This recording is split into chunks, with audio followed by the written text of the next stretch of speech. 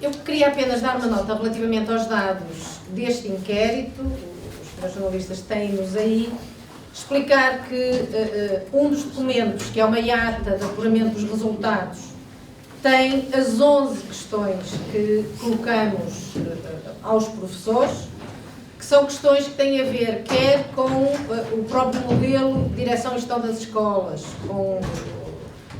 os órgãos em si, os processos para a constituição dos órgãos, as competências desses órgãos, mas também perguntas que têm a ver com a própria rede escolar, já foram aqui referidas, nomeadamente as questões dos mega-agrupamentos, e também questões que têm a ver com a descentralização e a autonomia das escolas. São perguntas que foram respondidas por 24.575 professores, portanto é o universo dos inquéritos que foram trabalhados. O inquérito foi estruturado da seguinte maneira: relativamente a cada uma das questões há 3 opções. A primeira opção reflete ou uma avaliação favorável do atual modelo, no caso da primeira pergunta, ou nas restantes, a primeira opção traduz a opção que existe hoje no atual regime de gestão. Portanto, quando se pergunta, por exemplo, se o órgão de gestão deve ser unipessoal ou colegial, a primeira opção, unipessoal, é o que existe hoje no atual modelo. A segunda opção, nas várias perguntas, é aquela que se aproxima da proposta da FENPROF para cada uma destas áreas.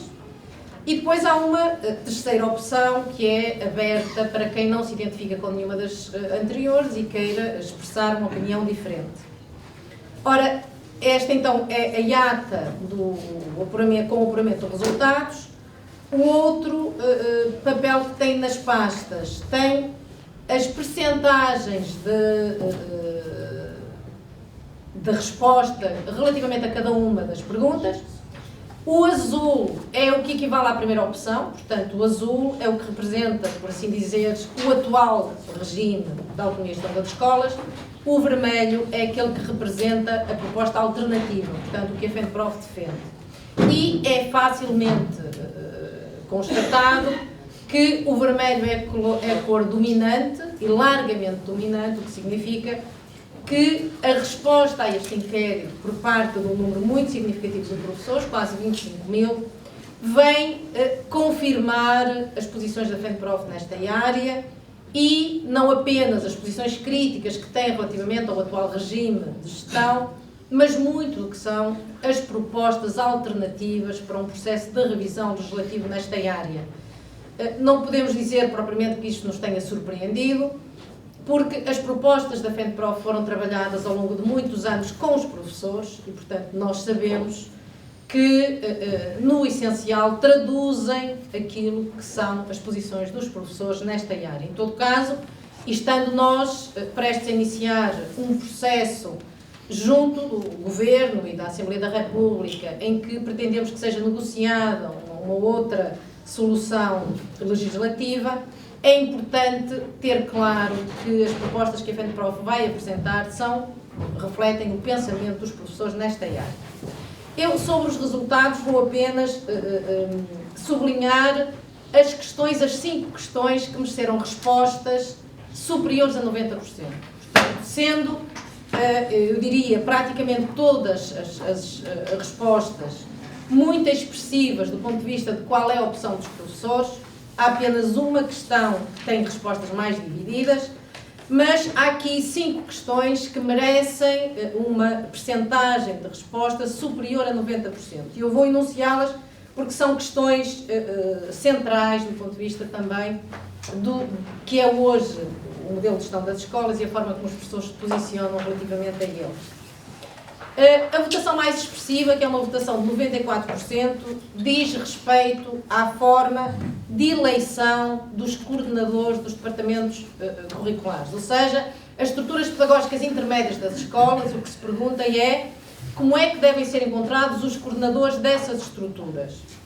E há claramente aqui, diziam 94% das pessoas que responderam, dizem que os coordenadores do departamento devem ser escolhidos por eleição de todos os que fazem parte de cada departamento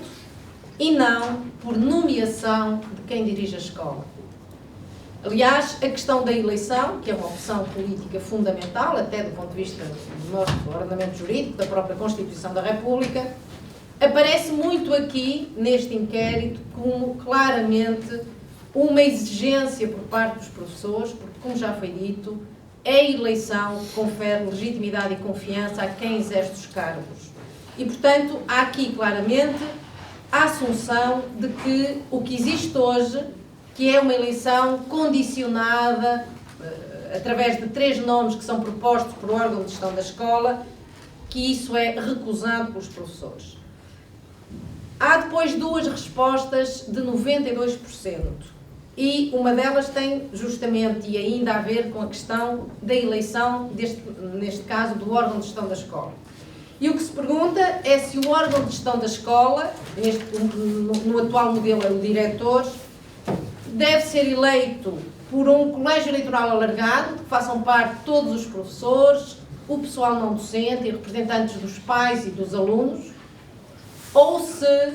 deve ser eleito por um órgão tipo o Conselho Geral, que é um órgão de representação indireta da comunidade educativa. E também aí não há dúvida, a opção é claramente por uma eleição alargada, por um colégio eleitoral que represente todos os elementos da comunidade escolar. O outro item é que há 92% de respostas, tem a ver com a unipessoalidade ou a colegialidade do órgão. A pergunta é: o órgão de gestão deve ser colegial, uma equipa eleita por lista, ou deve ser unipessoal, um diretor que escolhe o subdiretor e os seus adjuntos? A resposta é muito clara, deve ser colegial.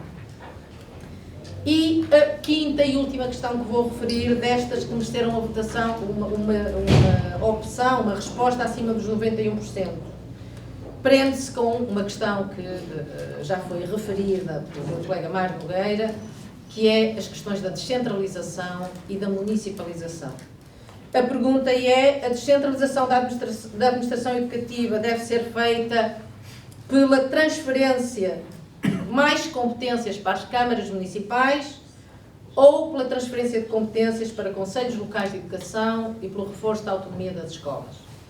Claramente aí aparece também a recusa dos professores em que a descentralização da administração educativa, que é de resto um princípio que defendemos, mas que essa descentralização possa ser feita através da municipalização da educação. Aliás, como também já foi referido, os professores manifestaram claramente a sua oposição a esse caminho quando uma consulta, um referendo que a FENPROF promoveu, e neste momento não é por acaso que hoje de manhã, durante a discussão que tivemos aqui com os diretores, essa questão aparece como de facto uma questão da maior importância para a vida das escolas e neste particular, neste aspecto, a posição dos professores é muito clara, a descentralização de competências deve ser feita de algumas competências diretamente para as escolas, no âmbito da sua autonomia, e as que forem de âmbito local devem ser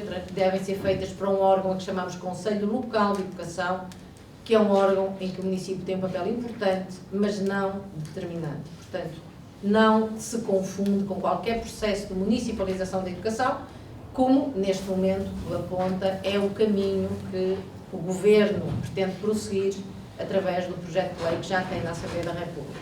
Portanto, estas são 5 questões que, no essencial, como eu dizia, traduzem o respaldo dos professores ao que a FENPROF tem considerado princípios essenciais de uma gestão democrática das escolas, a saber, a elegibilidade dos órgãos, a colegialidade do seu funcionamento e a participação da comunidade escolar na tomada de decisão. E, portanto, com este respaldo, nós estamos em condições de iniciar um processo, primeiro de discussão, escola a escola, sobre os resultados do inquérito em cada uma das escolas e o que é que isso representa, mas também muito uma discussão com os professores sobre que ações e lutas estão dispostos a travar para que, de facto, este seja o ano em que a gestão democrática regresse às escolas portuguesas. E é esse um debate que está em cima da mesa e que nós estamos empenhados em prosseguir.